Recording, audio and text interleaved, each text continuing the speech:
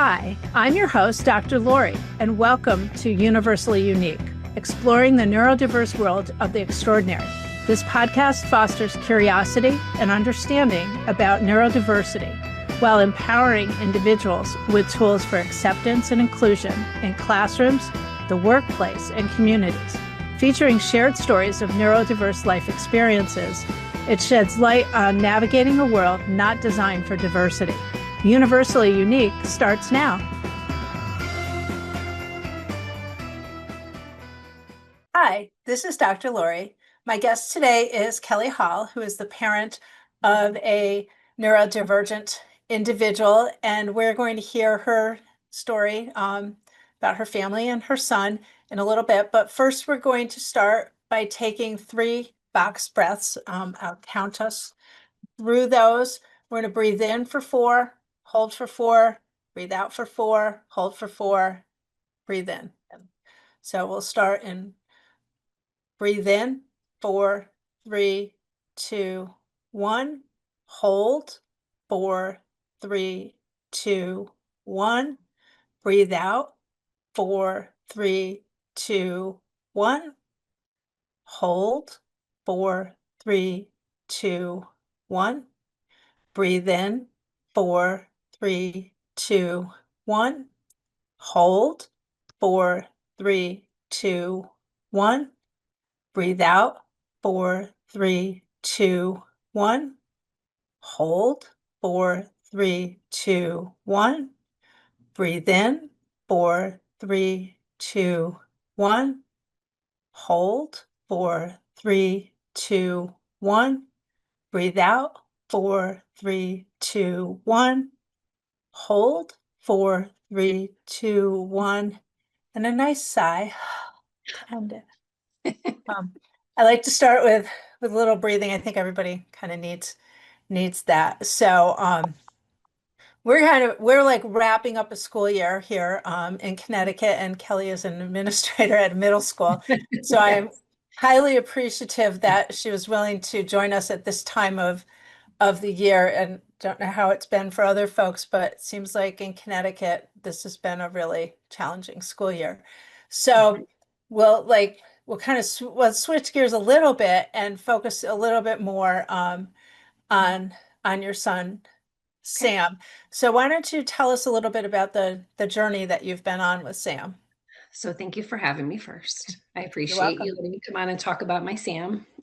So I think I'd like to start just with recognizing that Sammy was an answered prayer after many years of infertility, where we struggled in all of those negative pregnancy tests. If you've ever been through that before, it can be kind of demoralizing after a while. So from the moment that we finally had that positive pregnancy test until today, he has brought tremendous joy to our family. My sister actually took a picture right after I had him, kind of wheeled me out into the waiting room, and there's nothing you can see but elation. Just this incredible joy that I finally got to be a mom. And, meeting him and seeing him for the first time, it's a unique experience because you're meeting a stranger. Yes, you made them, but you don't know anything about them, and you're getting to know them from the moment that they're born. And so Sammy was typically developing until about 2, when he had a regression. Looking back, with different eyes, knowing more about neurodiversity, he definitely had some sensory issues kind of from the beginning. As an infant was kind of difficult to settle. I read all the books, right? We were very, me well enough to know that I'm going to read everything that there is. I had the sound machine, I had all of the things, which is the exact opposite of what my son needed to settle. But figured out pretty quickly that in order for him to sleep, he had to have physical contact. The room had to be dark. There couldn't be a sound machine. And I even had to slow my breathing down so that he could kind of settle and relax. So from kind of the beginning, but up until then, he walked at 9.5 months, had joint attention, was looking and pointing, kind of that shared experience with us. And then it was about right around when he was 2, I got pregnant with my second son, Michael. And I was so sick with morning sickness, and I had not experienced that with Sam. And up until that point, Sammy and I did everything together. We were constantly playing and doing things and reading, and I was not available because I was not feeling well. Hmm. And we slowly started to notice that he was changing. So, what we realize now is that a lot of the language development that he had was echolalia. Yep. And it was a repetition of words, but not necessarily assigning meaning. Now, that's difficult to kind of parse out if you're not well versed in that when they're younger, Yep. but kind of saw that. But he really kind of just slipped back. We saw more kind of stimming. We didn't know it was stimming then, just kind of vocal stims. And he stopped looking at us. He stopped responding to his name. And his speech really became scripting. So lines from a show. And we were just noticing a difference. I think the moment that kind of really sticks out in my mind is two. Really, we had kind of back-to-back vacations. We were in Long Island with my family, and I was there with my sister, and he was vocally stimming, and she's like, Kelly, have you noticed Sam makes that noise a lot, kind of try to prompt me. Yep. I was like, oh, that's just his fire engine noise. Right. But then I started paying attention. I was like, being an educator Yep. and students who are neurodivergent in my class as well, I was like, okay. And then right after that, we flew out to South Dakota to see my dad and my stepmom. And what I realized is I was speaking for him. So my stepmother would ask him a question, or my father would ask him a question, and I was answering for him. He wasn't answering, he wasn't responding. And so it was one of those things where we were like, something's going on. And so we spoke to our pediatrician. And obviously, I had birth to three come in. Now, I think part of that lapse was typically around two is when they start to take out that developmental checklist. Yep. Well, my doctor had a baby the same time as like that kind of was going. So we had kind of a fill in, Yep. and the doctor rushed through it. Oh, no, he's fine. Literally said to me, oh, you don't have to worry. He doesn't have autism, and kind of moved on. And that kind of was Wow. always stuck with me. I'll come back to that later. But Yep. um, we knew that something was going on. We just didn't know what. And so went through the birth to three process. We had, evaluators come into our house. And what I will say was hard was how impersonal that was. So Mm. having people come in and, try to get him to do things and asking us questions, but like talking to each other like we weren't in the room. Oh, that's weird. Isn't that? Isn't Yeah. that Well, because what's really odd is that was my very first job out of college, yes. was I did birth to three, Mhm. and that's not how I operated, but that's I probably would not a imagine surprise. not knowing, not so, but it was one of those things where I was like, we're here and so's he. Mhm. So that kind of from then, we can speak more about advocacy later, but that really kind of started for me where I was like, we're right here. And when they gave and told us like, yes, your son has autism, I think they expected me to kind of fall to pieces in that moment. Yep. There was kind of like everybody was bracing themselves, and I just went, okay, so what do we do next? Right? Like it's one of those things where something's going on. Your child needs more support than you're currently able to provide. Um, and now you know how to help them better. So Exactly. he's not any different. It's the Yep. same wonderful, beautiful child that I have the privilege of being a parent to, but now I know what he needs and how to help him. Yep. And so, within the context of that, I went to school, of course, 5 months pregnant, talked to my assistant principal, my principal, who I adore. And, it was a blubbery mess because I was hormonal, like, I don't know what to do. And my assistant principal said, listen, I have two nephews. They have autism. Early intervention is the key. Here are the things you can do. I talked to our special educators at our school who were phenomenal and kind of could lead way. I called you. Yep. And I got in contact with you and kind of like, so it was reaching out to those resources that I knew I had, because at that point, there really wasn't a network for me to reach out to and go, what do I do? How do I, like, where do I even start? What team does he need? What do Exactly. we need to do? And so that really started the journey of figuring out more about what does it mean to have autism? What is the intervention look like? How do I start to help my child? Because, through the research, figured out that yes, you can do something, you can help. And Yeah. so, my husband and I just said, well, we're going to be Sammy's champions. And we're going to do everything. We're not just going to do something. We're going to do everything within our power. And we're going to be a team and we're going to figure it out. What I will tell you, though, is that what makes it so difficult is other people, Yeah. truly. And I've talked with other parents, having a child with a disability, and I still don't like that word very much, different ability, Yeah. it can be very isolating. Yeah. You get like the pity invites to the birthday parties, but not play dates. You get, you know, kind of the posture that's like this, and I don't really know. Like there's not a lot of curiosity. There's a lot of avoidance, and that can be very isolating because if you don't have a child who isn't developing typically, you don't understand what that looks like every day. Yeah. And I can even see that difference with my other two. But um, we really started then. We read a book, An Early Start for Your Child with Autism, that really helped us kind of get into his world and figure things out. We put together and started looking for ABA providers that we felt were affirming to Sammy, speech therapy, occupational therapy, and we did aquatic speech therapy. I mean, you name it. What We is kind aquatic speech therapy? It's speech therapy in a pool. Oh, okay. So I'm imagining Sammy, bubbles yes. underwater. So Sammy loved water. That was one of the Yep. things, even when he was an infant, if he wasn't able to settle, I would go turn the shower on. I actually even had a sound on my phone that was Mhm. water running. Yep. And so it would help him kind of settle. So, we did that.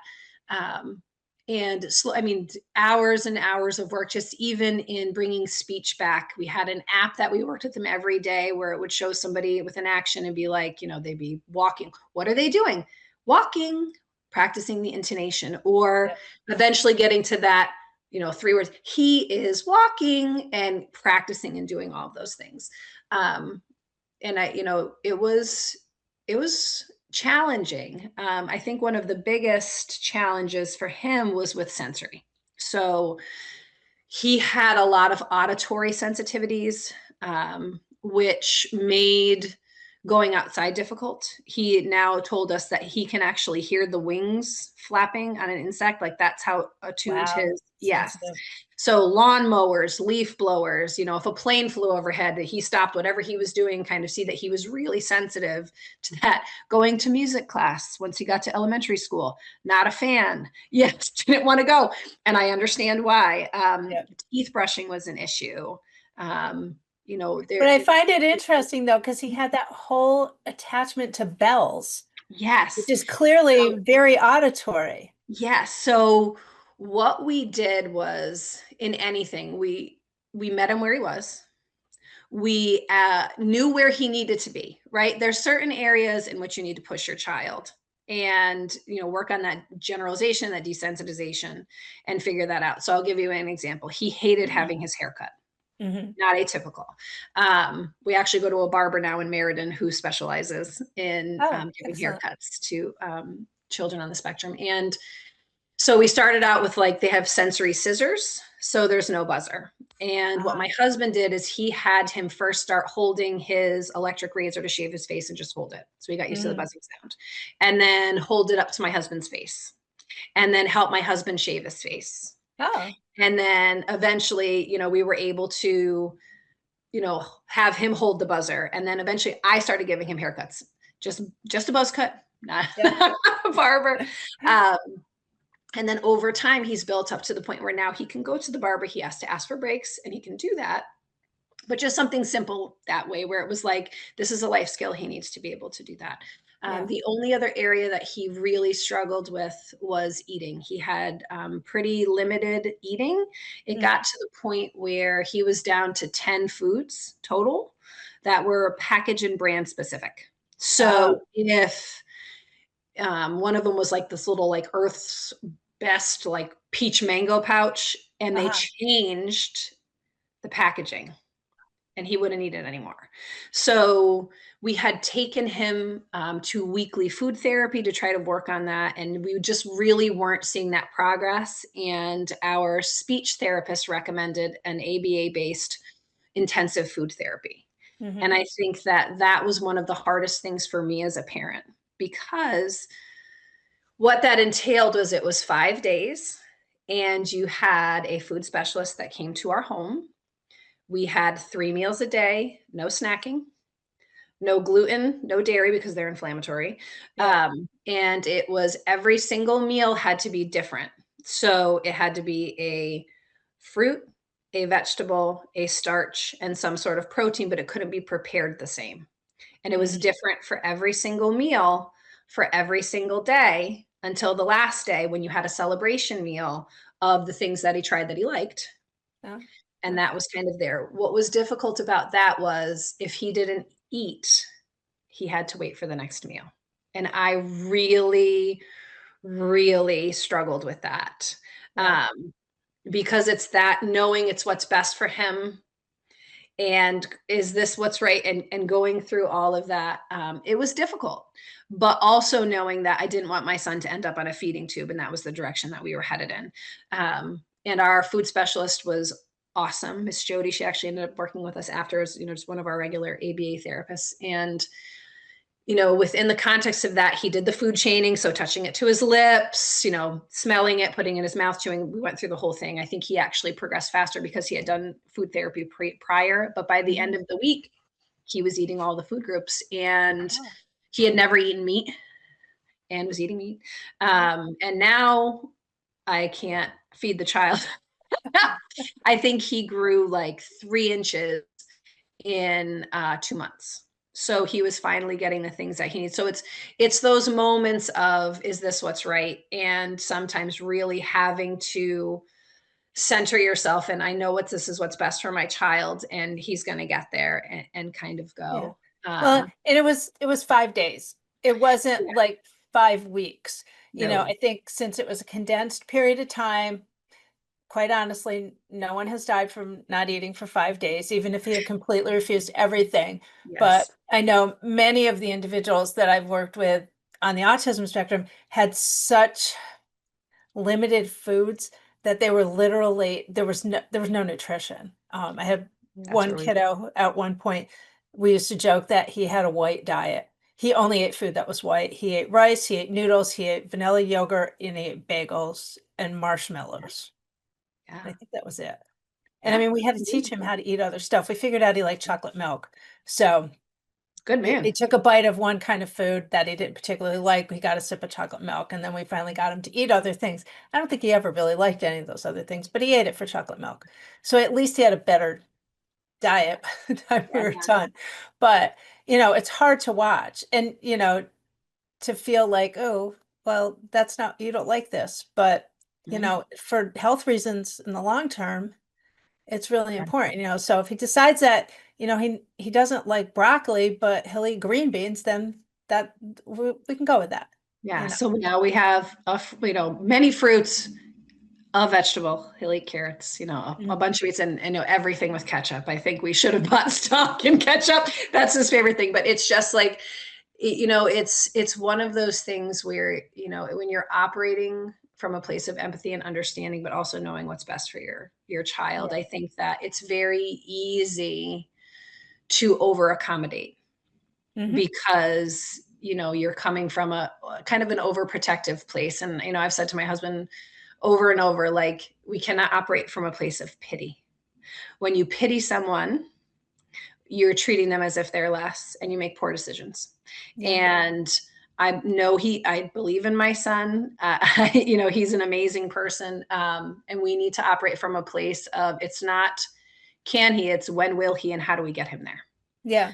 um, And, no, giving him the chance to do a variety of things. And there may turn out to be things that he really doesn't like or doesn't do, mhm, but he's had the opportunity to learn those yeah, things. I yeah, do think I'm kind of wondering too, though, whether growing up with a brother who had disabilities, who was pretty much expected to carry his own weight, so to speak, that you saw that and you saw how he thrived so from he not coddling him.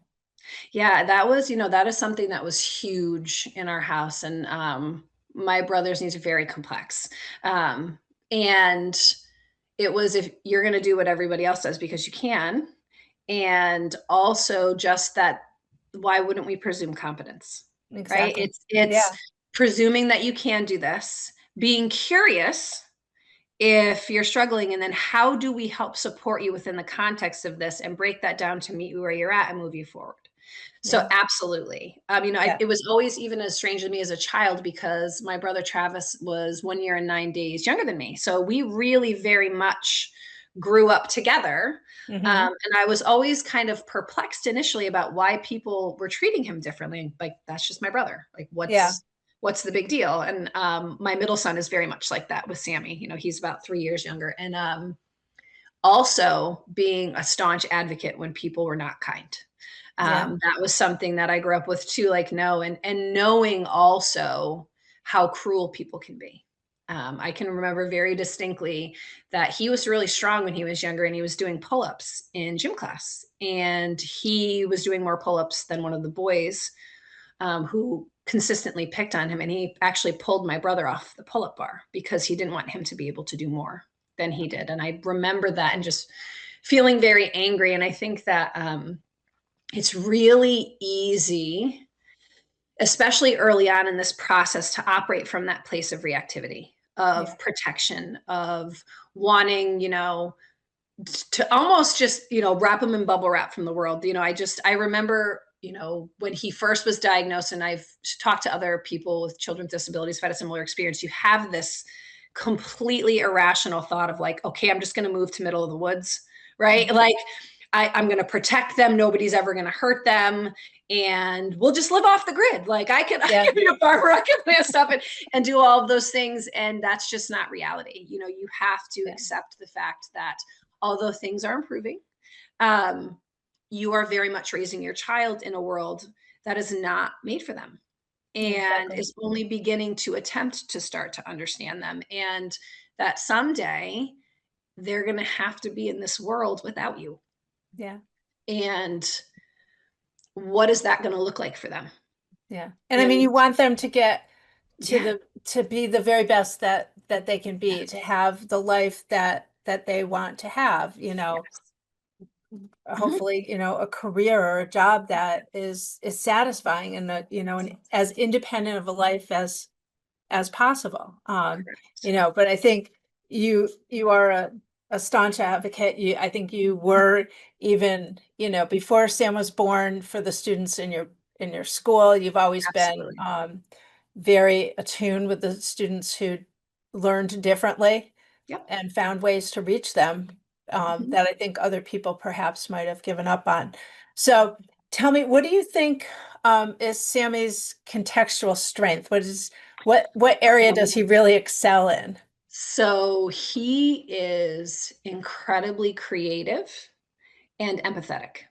And Mm, so we always operate from a strengths perspective. And I operate the same way with my students at school. I did in my classroom, I do now as the dean and advocating for students. And it's sound. Sam has perfect pitch. He can hear, like we were at music therapy this past weekend, and there was this little, kids piano, mhm. and he was playing it.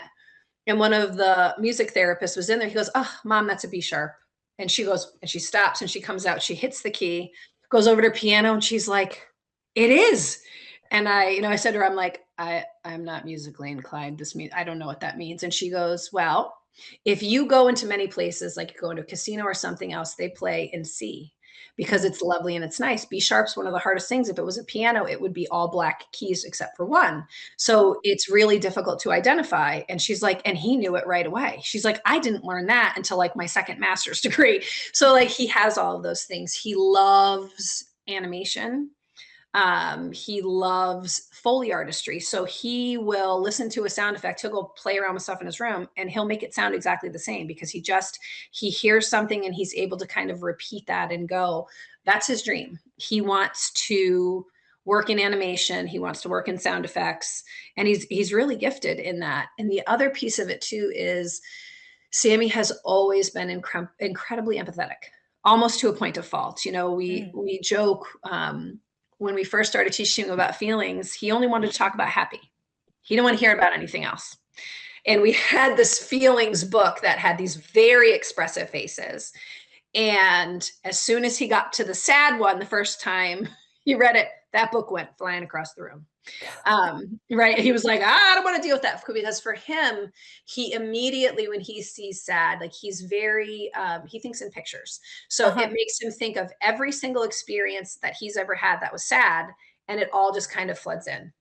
So he has learned to communicate that. He has learned to regulate that through a lot of different interventions, but he's able to empathize with other people and has a very strong sense of justice. And we really saw that come out this year. In seventh grade, they studied the Holocaust. Um, they did dystopian novels, which he really did not like, as well as he read like The Librarian of Auschwitz. And we had some Mm. really meaningful conversations about, he's just like, how could people do that to each People feel that other? way.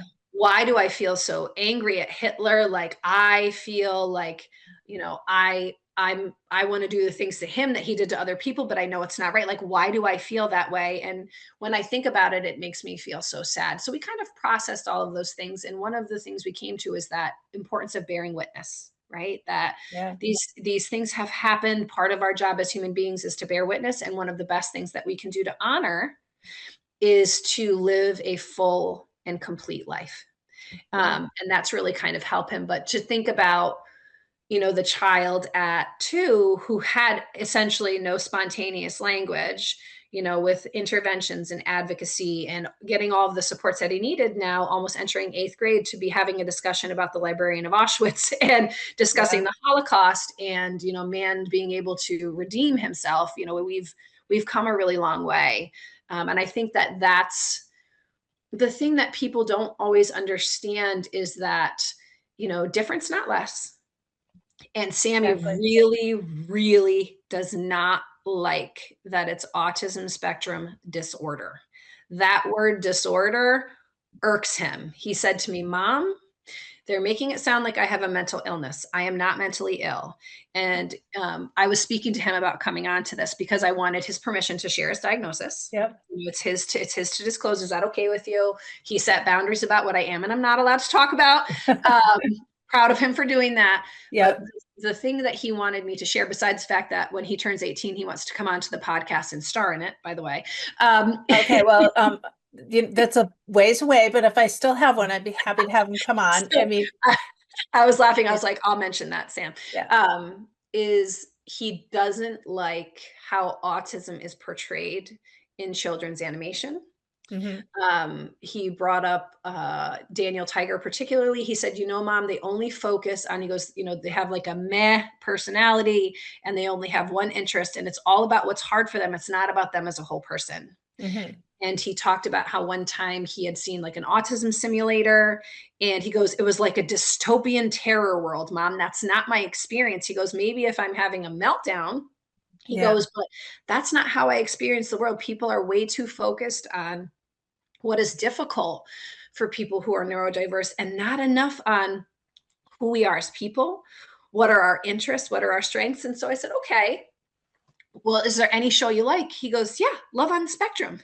Now, with the caveat that we preview the shows and we let him watch what we feel is age You, appropriate you at cut out the 13. ones that are a little too spicy. Little too spicy. But he was like, they show the whole person and interests, and that, the strengths, and they're able to do things, and that autism looks different. It does. And I think It looks that's the part that people have a hard time with. And, different. folks say when you've met one person with autism, you've met one person with autism, Right. and I think people don't really recognize exactly what that means. Although I do kind of think, having met a lot of people with autism, that usually I kind of figure it out, but they are all very different and we have to look at Mhm. everybody as an individual. Um, I kind of chuckled at Love on the Spectrum though, because I kind of liked when they like dated and they just sort of got to the point right away and you got all the crap that you like don't like about dating like out of the way in the first like 5 minutes, and then Yes. if it didn't work out, you just got up and left. I thought, well, that's how we Efficiency. should all date, right? Yes. Why didn't we date like this when I was dating? But Yes. So I very much appreciate that he sent you with a message, because I do think it's important, and it's important. I think with all people, we all come to the table with strengths and weaknesses, you know, but we have a tendency, unfortunately, to make assumptions about people who have a particular label, which part of that label gets you services, but part of that label also gets you some stuff that's not great. But you might want to tell them, though, if you open up the Diagnostics and Statistics Manual of the American Psychiatric Association, it has things like caffeine addiction in it and insomnia and some other things. So there's lots of other people with diagnoses, and Yes. he knows all of them probably, who have a If you give him the variety. DSM, he'll have it memorized in like a day and be Yeah. like, well, and start diagnosing. Yeah, you have a caffeine addiction. You That would have probably an be worse exercise for mom. addiction. You're afraid of spiders. Yeah.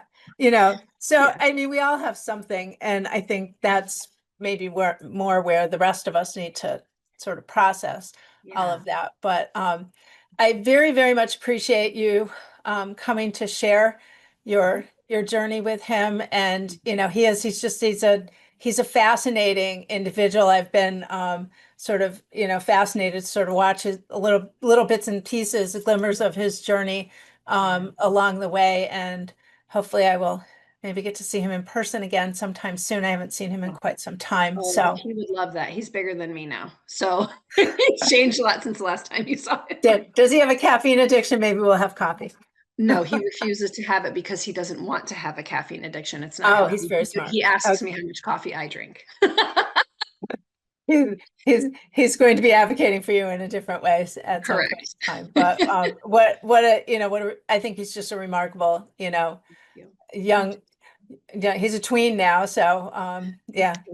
Yeah, Lord help us. I said to my colleagues, I'm like, it's way different, teaching and working with seventh graders than living with one. That's Mhm.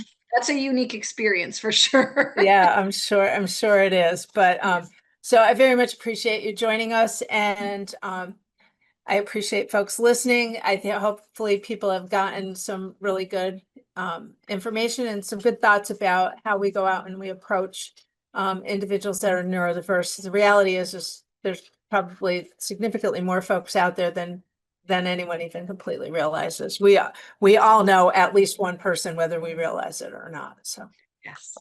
all right. Well, thank you so much. And thank you folks for listening. And we will be back in a couple of weeks. Thank you.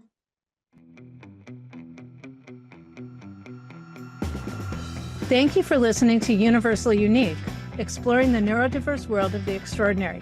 Join me, Dr. Lori, on Transformation Talk Radio every second and fourth Monday at 11:30 Pacific Time as we continue to explore navigating a world not designed for diversity. For advocacy and support for individuals with disabilities, let's connect. Learn more about consulting and life coaching at notoholisticconsulting.com.